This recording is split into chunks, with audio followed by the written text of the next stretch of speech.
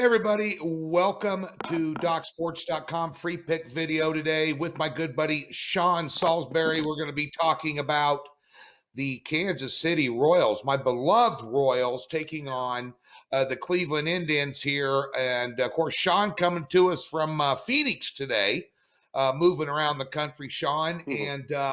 But back home, your uh, the Houston Astros on the road here. Last time you and I talked, because last week I was traveling, we get a chance to talk. The Astros were on the downward slide, and now they're on an 8-3 run and rolling into town with Greinke on the hill tonight against the Yankees here. Huge series for both the teams. Sean, just quickly before we get to Kansas City, your thoughts on that series and how Houston may fare.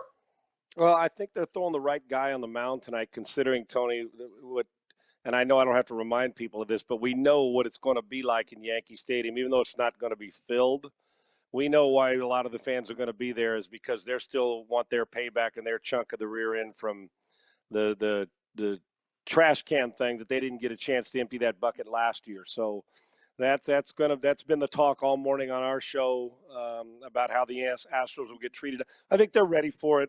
And I don't mind any of Tony. I'm one of those guys that I like rivalries. I like them to get a little bit chippy, not only on the field, but I don't mind the fans going off as long as it doesn't cross the line. You want to toe the line and boo and yell and call my mom names and all that. That's okay because my mom's a tough lady too. She can handle it. But no, we don't need any fights in the stands. We don't need people, throwing stuff at players on the field. It's not either way. I don't think the home team would like it either. I think they're braced for that, though, and it's not fair to say, well, every Yankee fan's a bad fan. I'm not one of those guys, but every stadium has a couple that just won't let something go, and the Astros are going to face it all year. But this is a tough ballpark against a team who's also starting to play. Both these teams, I mean, the Yankees are 7-3. They're starting to pick it up a little bit. They still haven't hit the stride hitting yet, as far as an overall lineup. But they will, and the Astros fans hope it doesn't happen starting tonight. But Greinke's the perfect personality because he's kind of quirky. You know what I mean, Tony? He's just kind of, oh, there's people yelling at me? Okay. So the perfect guy to take the mound, and the bat's got to be alive. Well, I expect this to be a time where balls are flying tonight. I do, even though Greinke can keep it down as long as he can get to the sixth or seventh inning to the bullpen, fine. But I expect some balls to be hit all over the ballpark tonight. I'm looking forward to it, and I like the chippiness of it. And I think hopefully it'll have a playoff atmosphere in 20 some games into the season, and it'll be a blast to watch as long as it's just great baseball. But being chippy and maybe brushing a guy back every now and again, and the Astros responding with some fun. I'm all about that. We need more of that in baseball as long as nobody gets hurt. I'm looking forward to it tonight. There you go, folks. And Sean mentioned talking about it on his show. Be sure and check out the Sean Salisbury Show on iHeartRadio. One of the best sports talk shows in the country each and every day. And follow him at Sean Unfiltered. There's a lot of information about his show on there as well. So be sure and tune into that. Kansas City Royals, one of the surprise teams in Major League Baseball this year, Sean. And of course, I've been a Royals fan since I was knee-high to a grasshopper growing up in Lincoln and being 3 hours away and living down there 12 years till I moved here to Vegas. But nonetheless, they're taking on the Indians last night, avenging an 8-6 opening loss, by the way. And Mike Minor taking on Hinches tonight. Both these pitchers with high ERAs tonight. The total is 9. Kansas City minus 135 here. Kansas City's bullpen, where they have one of the best records in Major League Baseball. Last 5 games, Sean, 9.58 ERA. That's going to raise your eyebrows a little bit headed into this one with the Cleveland bats heating up a little bit. It does, and what are the Royals are 2 games I think in front of Cleveland right now.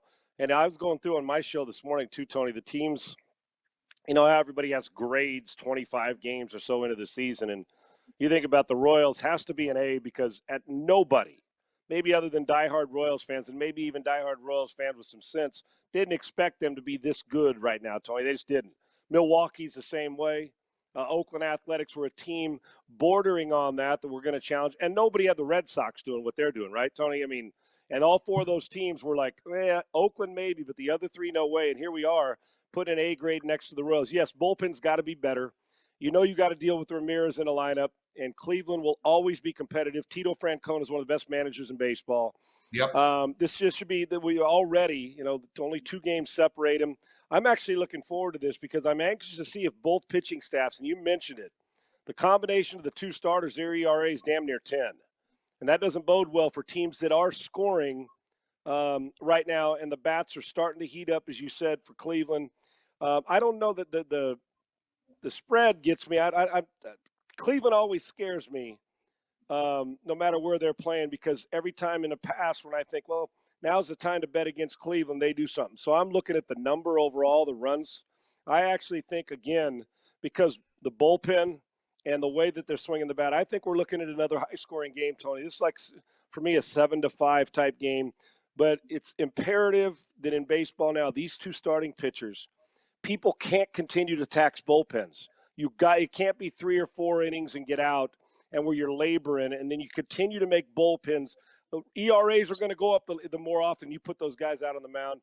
I like runs scored in this game, and I like the over in the ball game. I think it's going to be a fun game to watch too. And I am shocked by the way the Royals are playing this year, but it's a pleasant surprise. Yes, it is. And of course, you take a look at Cleveland's starter. He's only pitched 5.2 innings all year long. His last outing, 3 innings, 5 hits, 3 runs, gave away 2 homers against Minnesota. Kansas City is going to get to him, and Cleveland's going to get to Kansas City's bullpen.